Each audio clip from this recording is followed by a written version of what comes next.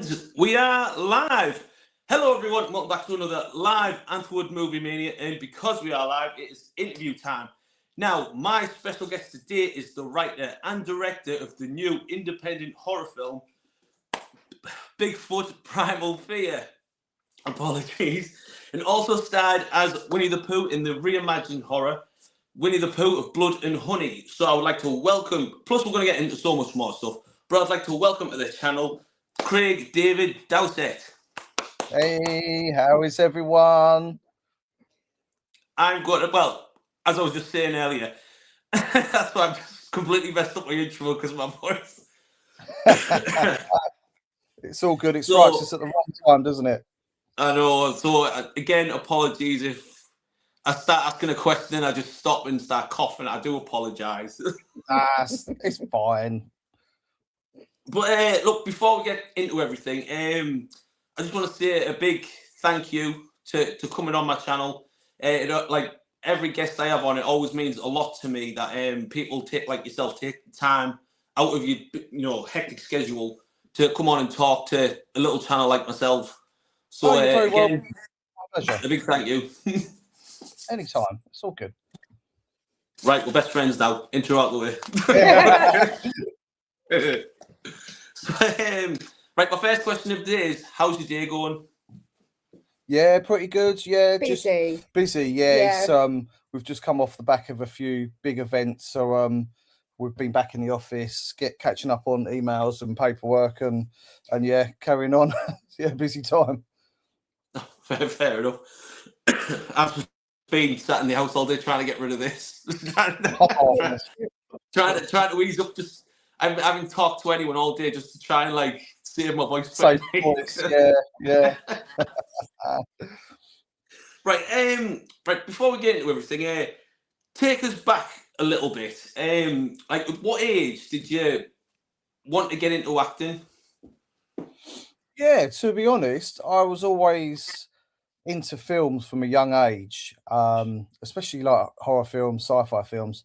I probably watched way too many scary ones as a child that I shouldn't have watched, but I've always kind of like had that interest in entertainment and all aspects of that. And then as I started growing up, this is a weird twist actually. So I started doing martial arts, and I was like, I'd love to do some like fight scenes in films, action movies, stunts, things like that. I kind of wanted to try and get into that, go down that route. And then it was all the way when COVID hit. I was at a crossroads in my life where I was like, right, am I going to do this or not? Try and do it, So I was like, no, sorry, let's have a go. Let's try and do it. Started working around the country with famous actors and martial artists that do that for a living, learning off them, seeing how it works. And then through that, it's one of them businesses where you make more and more contacts. So the more contacts you make, the kind of more opportunities that come along. It's really difficult. It's more who you know, not what you know. And then through those contacts, I got opportunities to be an extra in some movies, doing some cool stuff, which was totally non-martial arts related. So it's another twist there. I wanted to get into it to do fight scenes and things like that, but then started doing acting roles and being an extra and saying some lines here and there and bits and bobs like that. And then that kind of changed my perspective of, oh, okay, well, this is fun. I quite enjoy this. Let's carry on and see where it leads to. And then we can see where it led to, because I ended up dressing up as a rather large yellow bear. So I've kind of always been interested in the entertainment industry. You said about martial arts. Like, did you go through all the gradings and everything? Yeah. I've got multiple belts in multiple disciplines. I'm getting a bit older now, so I don't tend to do it and practice it as much, but it's always there with you. It's like riding a bike. Once you've done it, you kind of remember it. As you said that you were like meeting all these contacts through martial arts. Like, have you met like any famous martial artists? Like, can you name drop anyone? Yeah, so one of my main mentors was Mark Strange. He starred in lots of martial arts films like Ip Man 4, He's Right. also acted in Deadpool versus Wolverine. He was in Right. that. Redcon 1, Avengement. He's just done a new film with Scott Adkins that's out now. So yeah, he's a multi-talented martial artist and actor. So he kind of mentored me with the martial arts side and how you kind of get into the business and bits like that. And yeah, it just progressed. All right. Well, you said as you were like learning along the way, like, did you go anywhere like a college or anything to study a acting career, or did you just learn it as you No, went? I kind of learned as I went. Obviously, I done my martial arts gradings. I did a screen combat uh, classes for film and TV.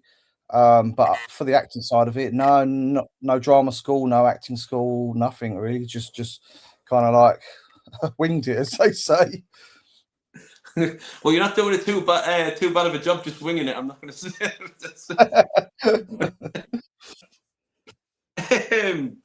Right. So, like, it's hard. Like you said there that you love always watch films. Like me myself, I love watching movies constantly on a daily basis. My wife always has a go at me. She's like, what have you watched today? Like, is this all you do? It's like, but the one thing I do love about films, uh, like I say this pretty much in all my videos and all my live streams and every guest I have on, I always have a go about physical media. I don't know if you might feel the same way, but for me, like obviously I can watch like Netflix or ITVX or whatever. That's fine, but I prefer collecting physical media. Like I still have a ton of VHS like in my garage and Yeah, DVDs and because I always say like, oh, you can like everyone has a go at me for like collecting DVDs still, but I'm like, yeah, I'm like, oh, we do online streaming. We've got Amazon Prime, we've got Netflix, Disney. I'm like, yeah, but as soon as your internet goes off, you're knackered. exactly. Yeah, That or is if it's like peak throttling and it starts buffering and stuttering and playback exactly. issues, you've got that problem as well. But yeah, no, I like physical media. It's cool to have the artwork as well that you get in a slipcase as well. That side of it, you get some really cool kind of like covers. Whereas if you're just clicking on it online, you're just getting what they've got on there, Yeah, that's another thing. I mean, like, for me, like again, I always say this to everybody. I miss Blockbuster Video. That is for me. That was like That's showing your age. That is. but right, I missed it. Right, when VHS shops shut and like DVDs and all that came out. But I got rid of a load of VHS. Then I brought DVD. I bought all the same films on DVD, and I'm like, oh, I missed my VHS. So like, I wanted to buy, like, do you know, like the old school VHS racking that you get in a video shop. But like, I was looking online, and people were like charging hundreds of pounds for them. So I was like, no, not for what I want it to do. So I just went on, like when I think about stuff like that, I went on Amazon and I bought a 8-tier metal shoe rack. Like just on the slant like that. And it was only 40 quid. So like now I've just like thingied all my VHS on. That's a good idea. It works, doesn't it? It's whatever works. Yeah, because like then like I went to the library and I found out you can label and print off Blockbuster logos. So I've done them, I laminated them, and then you can find the rental cases on there as well. So I printed them off because I had a couple of blank VHS cases. So I've oh my god, you really got into it. I printed off Blockbuster membership cards, membership for one. That's nice. You miss it that much. But then I just love watching VHS because there's certain things that get put onto DVD that stay out of the VHS. Yeah, like the cut like loads of bits off. You know what I mean? Yeah, absolutely. Yeah. But yeah, I love VHS. Always have done, always will. Oh, pleasure. Anyway, right, we'll get back to you. It's all about you in this conversation.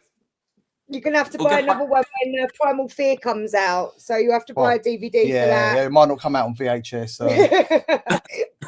I'll get a converter. I'll get one of them HDMI converters and download it. Yeah, exactly. Yeah, that's it. Right, let's get back to you. I've had my wins now. We'll get back to you. Right, where am I? Oh, right. So tell us about how your CD production company came to be. Yeah, so obviously I got that iconic role of Winnie the Pooh in the hit film. That was amazing. Kind of, I'm still touring the world now, doing Comic-Cons through that. And then I got to a point where I was like, I'd really like to try and make my own film. For multiple purposes. One, I wanted to see if I could actually do it, if I had the ability, the skill set, the time, the patience. So it was kind of like a demo project, a little bit, if you like, just to test waters to see what I could and couldn't do. So I was like, okay, let's give it a go. So I wrote a script. I've always been interested in like Bigfoot and the mythology of it. Is he real? Is he not real? And then because I'm a big horror fan, I was like, you know what?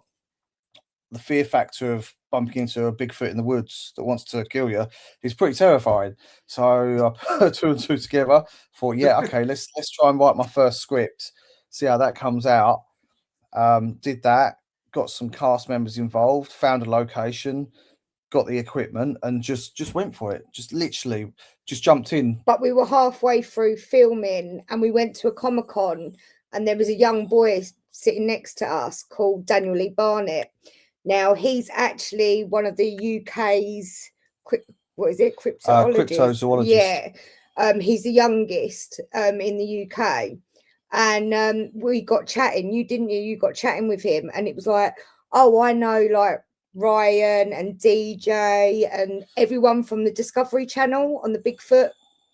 So we were like, oh my God, you guys need to come into our film, and they were like, yeah, definitely. So our cast grew, didn't it, halfway through, which was amazing. So yeah, so going through that, then you're like, right, okay, let's create a production company, and obviously CD's my initials. Created a production company together with my wife Emma, and we were like, okay, we're making a movie. You know, it's like, wow, we're actually doing this, and now we're making like 8. Yeah, lots. So yeah, that's how our production company started, and is kind of carrying on to do a lot more. Yeah, we actually start filming again middle of March, so for another project. So yeah. Oh, right. Yeah. Oh, fair and enough. we've already started. Yeah, we've already started filming Retribution. Yeah, Retribution is our next feature film, which is more of a action gangster type movie. And then it stepped away from the horror for that one. And then March we're going back into horror. Back into horror for Dracula versus Frankenstein's monster. Oh, that might. Oh, I'll be interested in that one. Like, I think that's the quality that we wanted to do, was like to sort of cater for everybody. Do you know what I mean? So, you know, and some of the projects are obviously not just ours. They're another production company that want to work with us. Like Dead Woman's Ditch and Breathe. Yeah, we're going to be expanding. We're going to be expanding and co-directing with Craig Barnett of Potential Pathways. On a couple of projects later on this year as well. So yeah, under our banner, we've got our films that we're doing, and we're also co-directing with others. So yeah, it's really cool. It's good fun. It's busy, but it's good fun. It's very busy. It's very busy. I can imagine. Yeah, I can imagine being that many workloads. Just jumping off quickly. Does anyone ever get your name mixed up with Craig David the singer? Oh my God, if you actually Google who I'm married to, it actually says Craig David, and it's got a picture of him. So I am really sorry, Craig David, but you know, when you're not my type. when the Winnie the Pooh film came out, a lot of people I heard were tagging Craig David as Winnie the Pooh. yeah, things like that. He's probably sick of that, but yeah. But I'd love to have his money. I'd like his net worth. Yeah. It says on Google. Yeah. It's good exposure for the both of you. So there you go. Yeah, we're helping each other out. Yeah. Right. God. Right. So let's get into Winnie the Pooh of Blood and Honey. First up, like, who came up with the idea for this film? Yeah, so Jagged Edge Productions, they came up with the idea for the film. So the Winnie the Pooh went into public domain back in, I think it was January 2023 or 2022 maybe. And they've done a lot of indie horror films with different characters. So they thought to themselves, you know what, this character's coming up into the IP world, you know, we can do what we want with him. What's going to shock the world? Nothing more is going to shock the world than turning him into a serial killer. You know, he's one of the highest grossing children's characters in the world, second to Mickey Mouse. You know, it's Winnie the Pooh.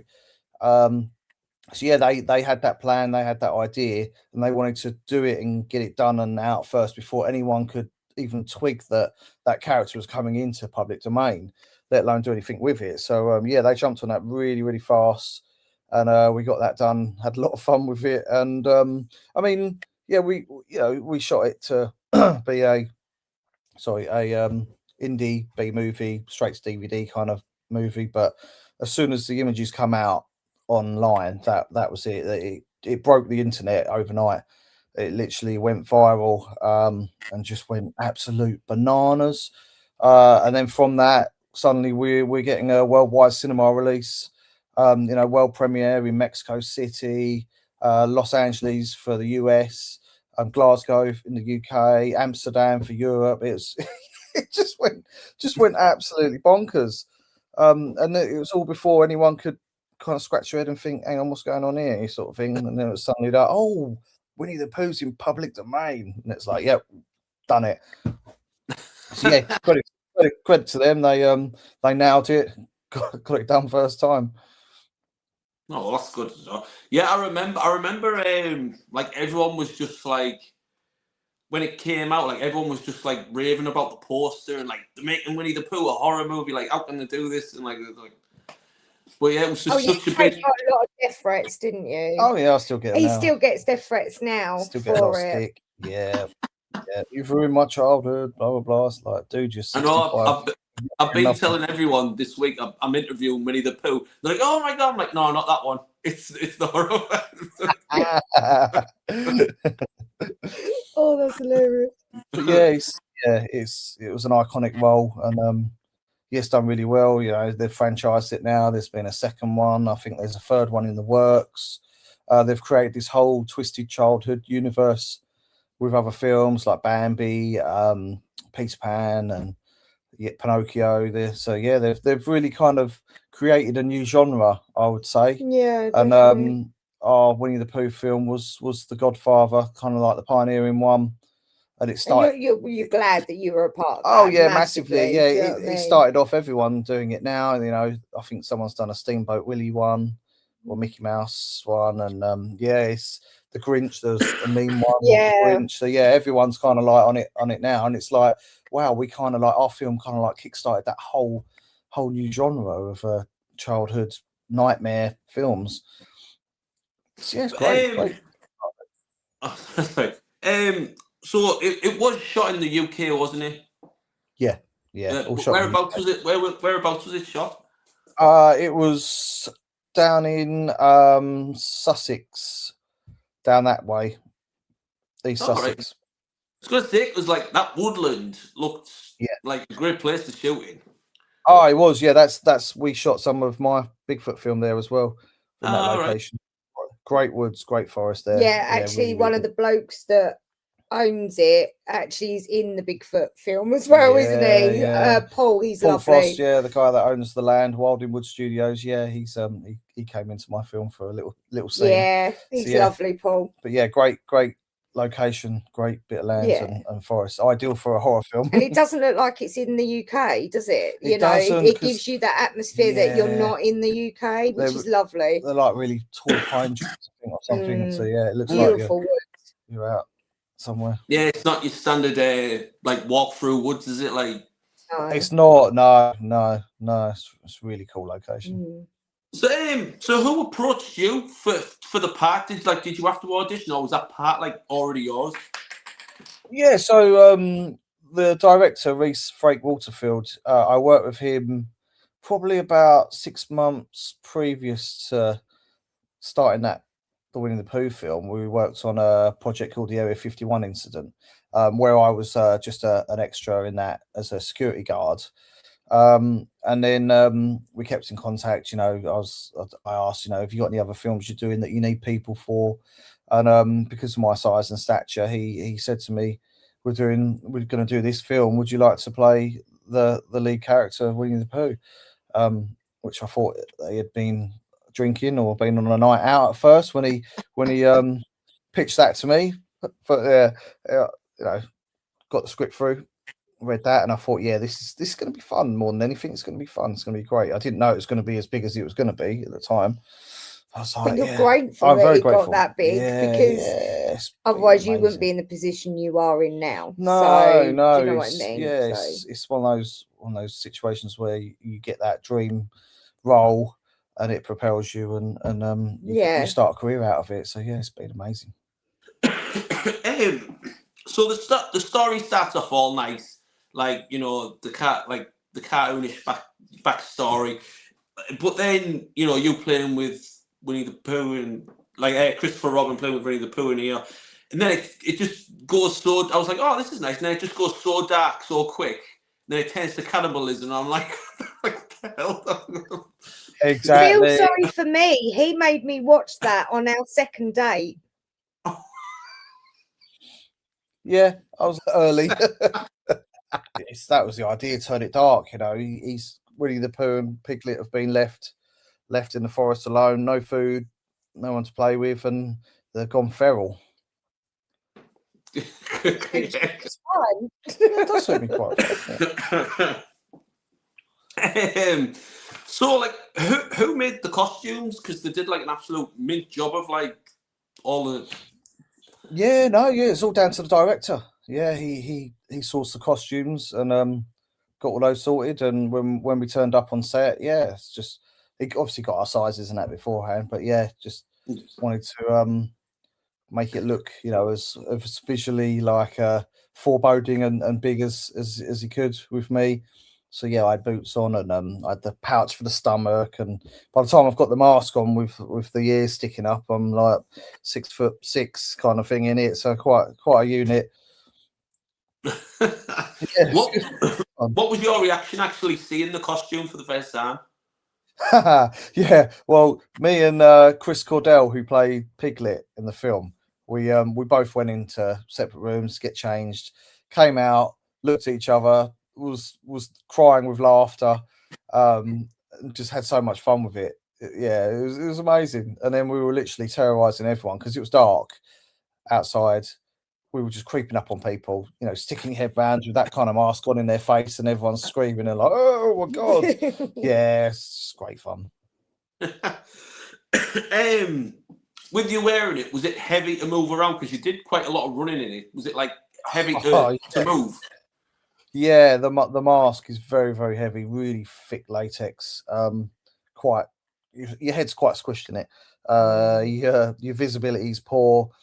You can't hear at all. You're pretty much deaf in it, and you can only breathe out your mouth. It's got no nose holes. So yeah, when I was running a lot in it, that was quite a challenge, because I think one of the daytime scenes where I'm running, it was a heat wave in May, so it was like roasting hot. Yeah, it was red hot like a few years ago. It was like a red hot summer, wasn't it? So yeah. And inside that mask, to stop it from slipping down over my eyes, I have to wear a thermal hat to build up a bit of a barrier and to protect your hair from pinching and grabbing it. So I've got a thermal hat on inside that mask, so you can imagine the heat levels and the sweat. Like, so some of the deaths involved in this film are like, I wasn't expecting them to be as gory as they were. Like, for example, the one that like I thought was probably the goriest one is where you get in the car and you squish over the lass's head and a ride pops out. I know. I know. I was just not expecting that at all. No, crazy scene. But there's no better way to make an impact than to have some good death scenes in it, you know. But like when I watched it all, I was like, what have I just watched? I was like, this is not what I was expecting. No, you've been on a wild ride from start to finish. I mean, it was good though. I mean, like even with Piglet with his sledgehammer, like I was like, what? I was like, what in the hell? But yeah, he had it coming. He had it coming. That's it. That's it.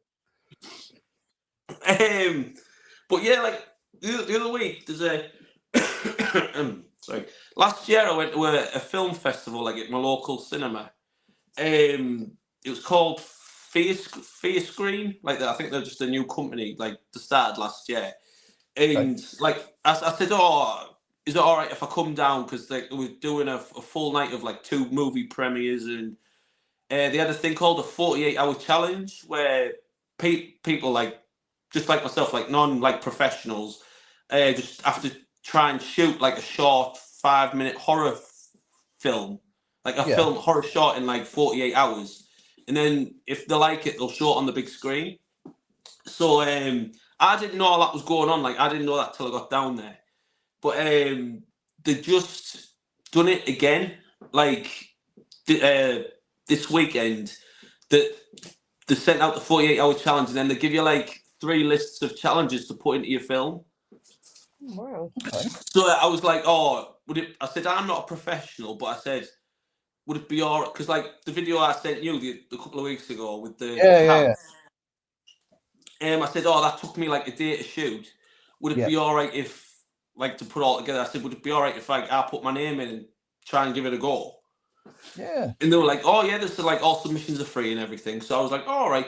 So anyway, so they sent the list out, and then they were like, oh, there had to be a bit of gore in, some type of change, like a werewolf or vampire or something. And then they were like, oh, take inspiration from an American Werewolf in London. So I was like, for like bonus points or whatever. So I was like, all right. So as soon as I heard that, I went back on my field in that house that I showed you. Yeah. And I'm walking, and then like I show full moon. And then there's this. I mean, obviously, until it's me doing it, like I'm only by myself. You know what I mean? But I'm like looking around, and then like I'm coming out the bushes with the camera, like with the howling of, like with the growling of the werewolf. And like I changed the eyes, like the sight on the phone to like black, like a dark black and white, so it's like look through the werewolf's eyes. And then like it's like I've put it like slowly on the ground, like coming towards me, and I'm pretty much running to that house. And then it like chases me around the house, and then attacks me. And then I change into the wolf, and then it goes back to the full moon. And then all you hear is the big werewolf howl. But it's only like 4 minutes, but you know. Yeah. Oh, no, that's awesome. Yeah, but I mean, like they're announcing like the winners this weekend. So once they announce, I mean, I probably don't have a shot compared to like all the other people. I probably don't have a chance, like a snowball's chance. But once they release like whoever's wins, like I'm gonna upload it to YouTube, the video, and then I'll send you it, and then you can absolutely watch. Don't ever say that you're not going to be able to do it. That's one thing, isn't it? I mean, like obviously you can get doubts and stuff, but always give it a go. You never know. Exactly. Do you know what I mean? Exactly. So you don't give up when you want to do something. Don't give up. Yeah. No, it was like isn't it? Yeah, I said to him, like, I know I'm not a professional like cameraman or anything like that. Like, I've got no. I mean, my acting's probably terrible in it because I know but I can act. But like, as soon as they mentioned American Werewolf in London, like, take inspiration from that film, then I knew exactly what to do with, because I had that house to do it with. Yeah. So like, but you already had something in your brain and how you wanted to do it. So And what you were saying about, you're not a professional cameraman, nor am I. And I shot 2/3 of the Bigfoot film myself with the camera, and I'm not a professional cinematographer. And a drone. I've done all the drone stuff as well. So yeah, don't think, oh, I'm not a professional this, I can't do it, because nor was I, and I gave it a go and did it. So just go for it. All right. I wasn't a professional actor, but I got parts, and you never know what could happen. So yeah, just don't ever think you can't do something. I mean, not be funny. A year ago, we were like, oh, we might do this movie, and then we did it, and then we're like, okay, well now we're going to do another 8. So we've even got all the posters and the music and everything to these 8 productions. So I think don't limit yourself. Do you know what I mean? I mean, I run a talent agency with Craig as well, like for Comic-Cons, and I've now got like Amber and Natasha from the Winnie the Pooh. Do you know what I mean? And I never thought I would be able to do that, but I've done that, and I get them Comic-Cons. Do you know what I mean? It's just because you're not trained in something doesn't mean you can't do it. It is about connections and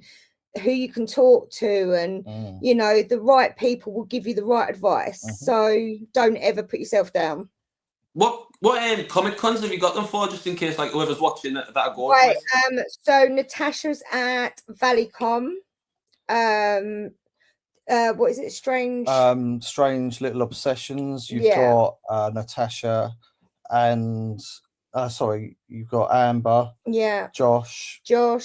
Daniel Lee Barnett. Craig Barnett. Myself. Yeah. Yeah, and KentCon, you've got me and Natasha. Yeah. So I've just started it, but it's good. Do you know what I mean? But it's about who you know and the right people that will give you the positives and the negatives of what you're doing. You need people to say like, no, that's wrong, or maybe you can do it that way. You need to be able to take criticism as well. So all like my YouTube channel and like all the interviews I do, I don't do it for fame or get my name out there or anything. I just do it because I have fun doing it. Like I just do it for me. That's what we've done. We're doing it because we enjoy doing it. It's not about fame. I don't like cameras, so do you know what I mean? Fame's not a thing for me. Craig likes the camera a little bit more than me, but I can look at it. If you don't go on to set and come back and go, oh my God, we got so much done. There's no point. If you're going to be serious about it, then we've got loads of B-roll that probably a lot of people would not want us to show because it's hilarious. People falling over and do you know what I mean? All the outtakes and everything. But but no, you've just got to enjoy it. And I think that's when you enjoy it and you're like positive and you're just taking it as it is, don't you? Do you know what I mean? So I mean, to be fair, my deleted bits, there'd be like loads of them because I've either got like aeroplanes going over my garage or people cutting the grass or bin men go up, and I'm like, I had that problem with my film. The forest is like the flight path to Gatwick Airport, so you're constantly stopping and waiting because the sound guy can hear the planes coming from a mile off. So he's like, hang on. And you're like, oh, for God's sake, losing so much time. But I know what you mean by sounds. But it's fun. It is fun. It's who you do it with. Yeah. I think your tribe is when you get a good load of tribe, it's good. Yeah. It is good. Like I said, like with me, I don't go for like thousands and thousands. I mean, it'd be nice if it happened, but I mean, getting like thousands of views or anything. But I've always said since the very first started doing this, I said if I can get at least 100 views a video, I'm happy. That's it. Exactly that. Yeah. Anything over 100, like I'm more than happy. I'm buzzing. Yeah, like you said, you're doing it for the enjoyment, so yeah, it's good. Plus, this is one thing I like doing about live streams, like getting to know the people like that are like, you know, in the industry, but like the films that I actually enjoy watching, getting to know them. You know what I mean? Yeah, I think that's one thing, like obviously doing so many Comic Cons and stuff, you know, Craig, everyone's like, oh my God, Craig's so down to earth. Just because he was in a film doesn't mean it's going to change his personality. I mean, it does to some people, don't get me wrong, but Craig just goes out and just enjoys it all. You know, he loves meeting his fans. He loves doing as much as he can for his fans, you know, and we do have a lot of fans that really have stuck with you, haven't they? So, you know, Craig's really grateful where he's come from. And I think that's keeping a level head and keeping your feet on the ground a little bit is something. You know, when he goes away to like America and he comes home and as he walks through the door, I go, there's a load of washing for you to do. You know, keep your feet on the ground a little bit. Exactly. Right, moving on to sorry, Bigfoot Primal Fear. You written, directed, and starred in it. But Bigfoot, like you said, is a legendary myth. I know you mentioned this earlier, but what made you want to do this film? Yeah, I just wanted to create a scary environment in the woods where you come across Bigfoot and you're like, oh my God, what do I do? And let alone he's trying to come at you and kill you. It's the ultimate fear factor, isn't it? In the woods, in the dark, at night, you know, you're hearing, you know, twigs snap, things move, and then you suddenly, you know, you're toe to toe with this enormous hairy beast that's kind of like growling and grunting, and it's the ultimate fear factor. So I was like, let's do it, let's give it a go. And just had so much fun with it, you know. That's what it was all about, you know. Sorted the costume out. I actually wore the costume first. I was the first person to wear that costume. Not in the film, just not at home. In the film, at home. Otherwise, you'd be called Littlefoot, not which Bigfoot. Made me die. Yeah, I was going to say because I'm only 5'6", so Littlefoot, you know, Shortfoot. So, and that was funny. We were in stitches when we put that on, and then because it wasn't the right color, Craig was having to spray paint it and everything. So it was like, oh God. Yeah. And the kids were like, we showed the kids and the kids were laughing their heads off as well. And we thought, no, you're supposed to be scared, but they really weren't. So just one of those things, you know. I'm interested in Bigfoot and horror, and just put them together really, and it just made sense, didn't it? You were like, you had this brilliant idea and he just sat there and he just wrote this script and he was like, this is what I'm gonna do. And I was like, okay. And especially from a first film point of view and a low budget point of view, because you're not going to put loads of money into your first film because you don't know whether you can do it, let alone if you succeed or not. So from a low budget point of view, you know, a forest and a hairy costume and some actors, you know, you can't really get much, you know, lower budget than that to start with as your first film, you know.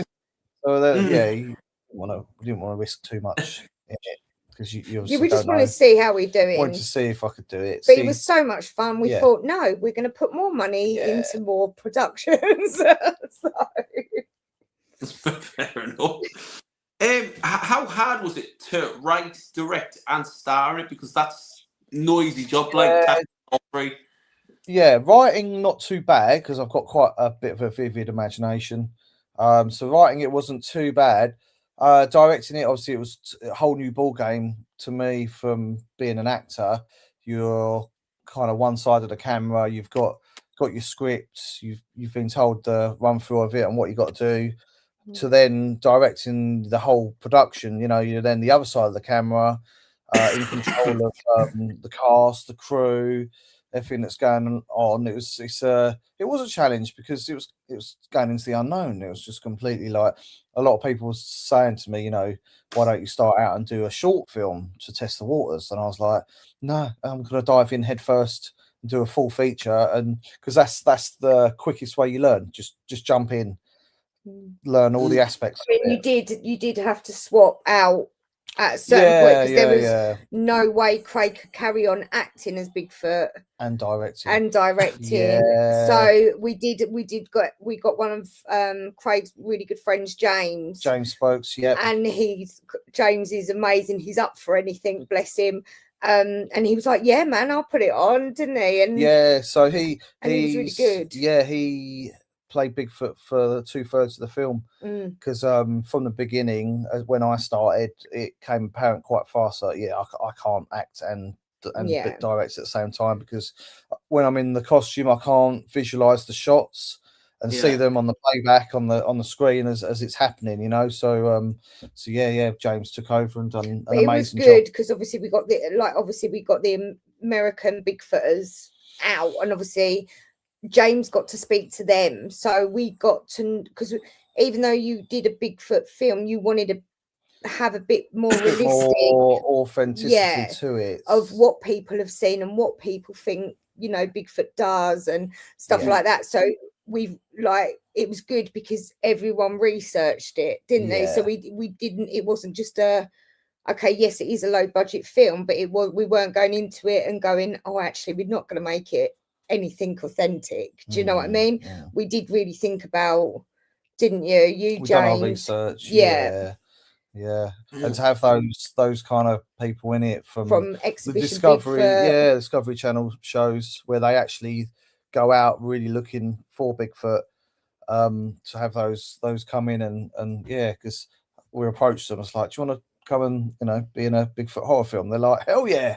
So I think they were more up for it than the English were, weren't they? Do you know what I mean? So it was we had like Ryan, and then we had DJ from Alaskan Bigfoot come. Who else did we have? I can't even remember now. We had Gwen and Mike Purcell, Chris Alsford, all these Bigfoot people that are well known, and actively go out on expeditions in the Pacific Northwest and things, and actually look for have Bigfoot been on out the there. TV shows on Discovery. So do you know what, to be fair, and we've made really good friends out of it with them. We all keep in touch, and you know, so it's been quite brilliant. It's been amazing. For a little idea, it's been it's not been epic. A bad experience. No, directing my first film, it's not been oh my god, I never want to do that again. I've learned so much and I've had fun doing it. So. And our crew were amazing. You know, they are generally lovely people. And all the actors, like, there wasn't one that like caused trouble, you know, or anything like that. No diva stuff happening. So it's perfect. So it's all right. You didn't make the news, did you? Bigfoot spotted, like, with the cameras everywhere.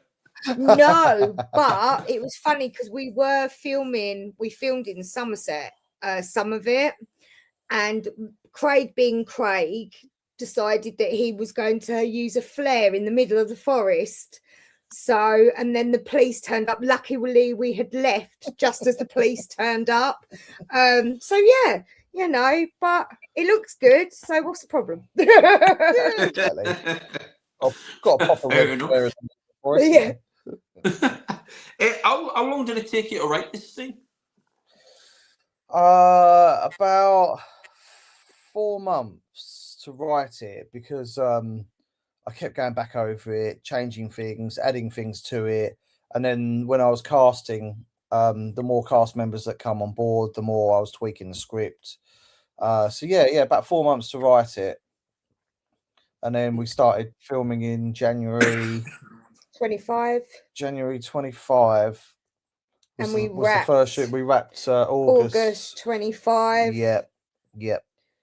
So, and then obviously we did we sort of paused for a little while and sort of ramped it up, didn't we? We wanted to sort of ramp it up before we wanted, and editing and stuff, we wanted to make sure it was perfect before obviously showing the cast and stuff. So then we had our red carpet, Valentine's Day, very romantic.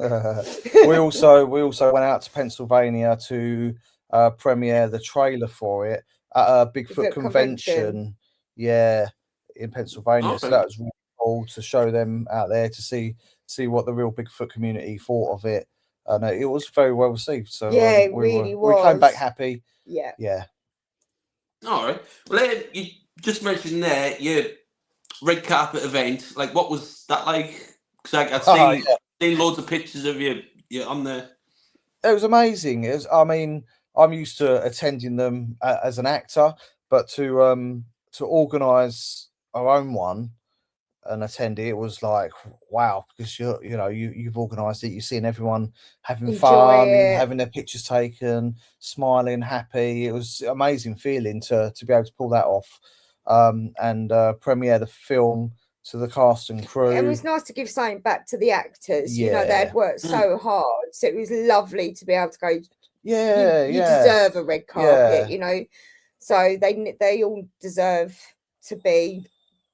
That's it, yeah, and to see them enjoying the film, seeing themselves on the big screen, and their talents and their work, and that it was nice to put that all together so show they could the crew, enjoy it, yeah. Because other than the trailer, I hadn't shown anyone anything. I kept it all locked down.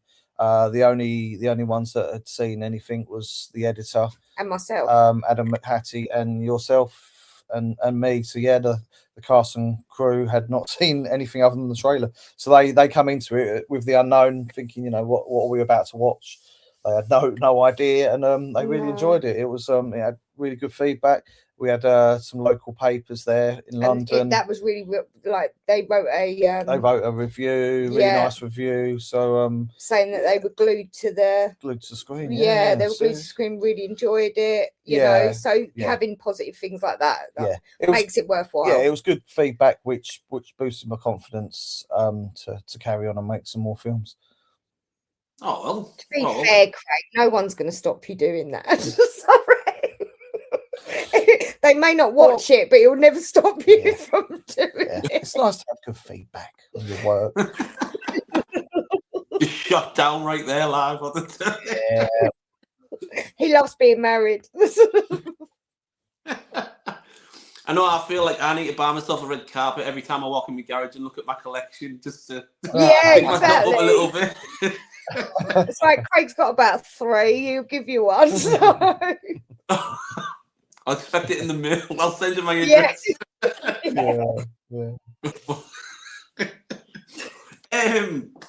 Right, so finally, like you mentioned this earlier, but going to these horror conventions, meeting the fans, like what's it like to you for them to be coming up, wanting you to sign things, like wanting them to talk to you? I mean, I've done over 50 of the biggest shows in the world in 3 years. It's been absolutely manic, but so much fun. I mean, I got my first booking off the back of the trailer for Winnie the Pooh. I was doing Comic-Cons before the film was even out. That's how much hype there was on the internet about the film. So yeah, to do that, and then the film release, and then to get all these bookings, flying around the world everywhere to meet the fans who enjoyed it so much, and wanted to have photos, have autographs done. It's phenomenal, absolutely phenomenal. You're off to Texas like in about a week and a half. Yeah, next Wednesday. Next Wednesday. So I'm off to Texas for Big Texas Terror. Yeah, we've got so many in the US. I can't name them. I'm not allowed to name them. Not yet. Not yet. Some of them are announced. Thank you. Yeah, 5 or 6 in the US this year. Multiple shows in the UK, one in Germany. Yes, it's brilliant to see the fans, to meet them, to see how enthusiastic they are about the film, and just to tell stories about it, really, and answer their questions. Because they're like, oh, what was this scene like that you did for you, and how did you do that scene, and just to give a little back, a bit of input, and to answer their questions, and they go away happy, and it's nice.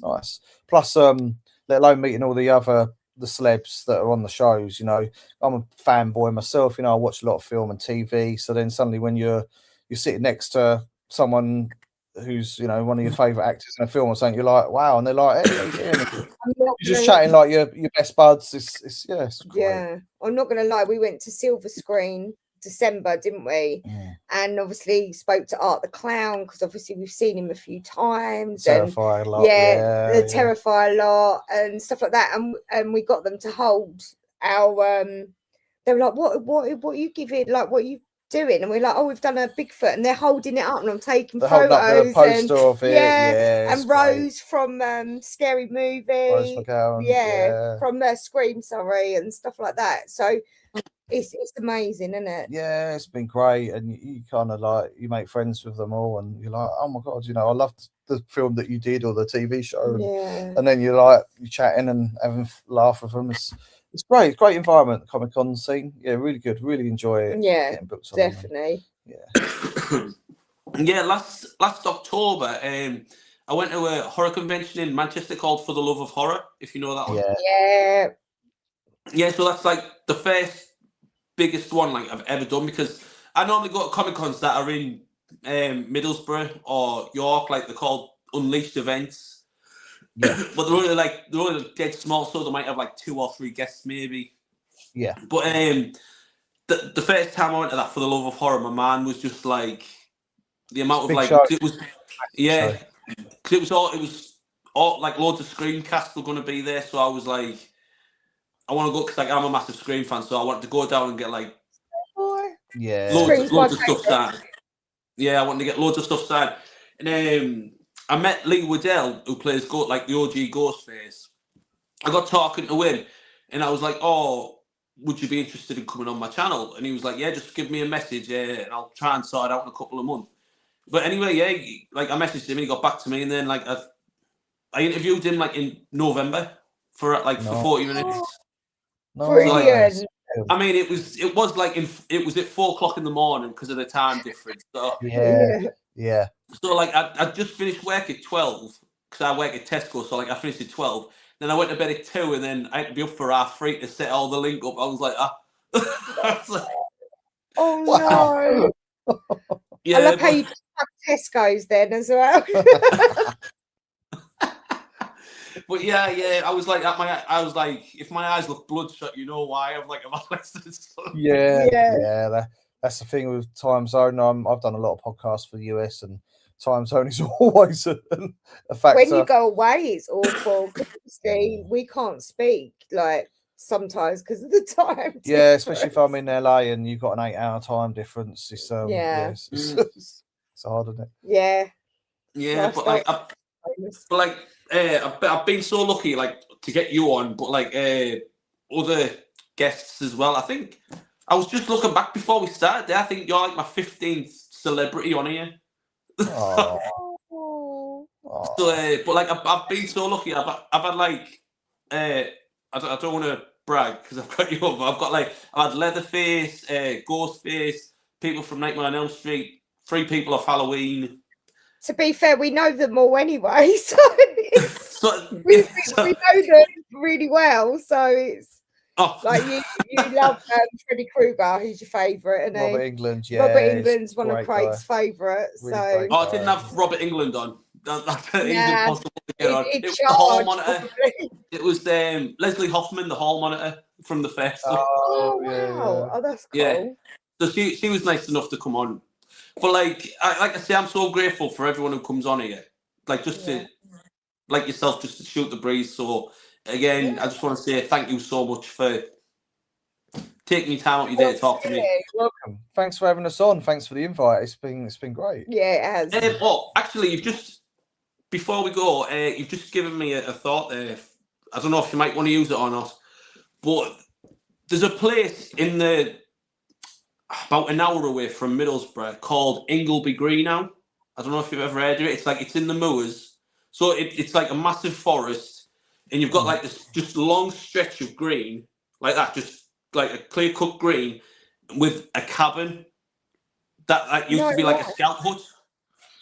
Ooh. But like it's been deserted for about 20 odd years, like this scout hut, like it's never been opened. And it's just like in the middle of a forest. So I don't know if that might be something. Boards up there. Yeah, it could be haunted. We'll just take the Ouija boards up there and go and have a look. But yeah, like if the car park it like goes down like that, like down a ramp like that, and then all the way back up, it's like about about an 8-mile hike all the way around.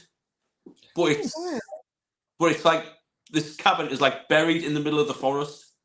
Oh, wow. So I don't know if that might be something worth looking up in Yeah, I think we will absolutely. do. Where are we shooting? So for our next production, we are up in Chillingham Castle. We've hired Chillingham Castle. Yeah, which is a Grade 1 listed fortress up in Northumbria. Yeah, it's an amazing location, the grounds and the castle. Beautiful, yeah. It's got a lot of history to it as well. Yeah. Apparently it's one of Britain's most haunted castles as well. So, is there can you reveal any story behind what you're doing with it or not yet? No, that's just the Dracula versus Frankenstein. Oh, right, okay. So that's for that film, but we're not going to give too much away. No. Because you'd never know what's going to happen. So yeah, it's going to be a cool location to shoot. Yeah, looking forward to getting started with that one. Yeah. All right, yeah, look, I mean, if you want any of the other cast from Bigfoot Primal Fear, just give Craig a text, and I'm sure we can get we can get Josh and Amber or something. And Daniel and Craig. Daniel and Craig could come on if you want guests and stuff. So just let us know. Send them all my way. Right, look, I've taken so much of your time up already. I'm going to let you go now. No worries. We'll go. I'll send you a full picture of my Movie Mania Man Cave. I'll send you my full Blockbuster video picture and everything. Just to give you a full visual of what it looks like. I promise.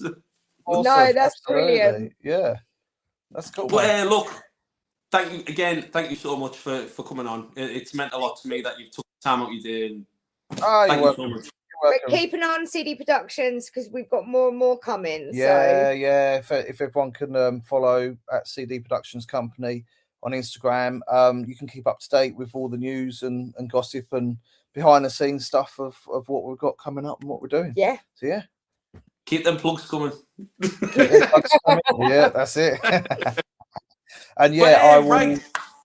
Yeah, I will update on there any more news about release date for Bigfoot Primal Fear as well soon. So yeah, if anyone's interested in watching that, we'll let you know when it's coming out on what platforms. Right, that is it. Thank you to my special guest, Craig David Dowsett, and his lovely wife, who I wasn't expecting at all today. So I just jump on. Craig can't do these things on his own. Gate crash. I should have turned the camera like that. just a woo in the background.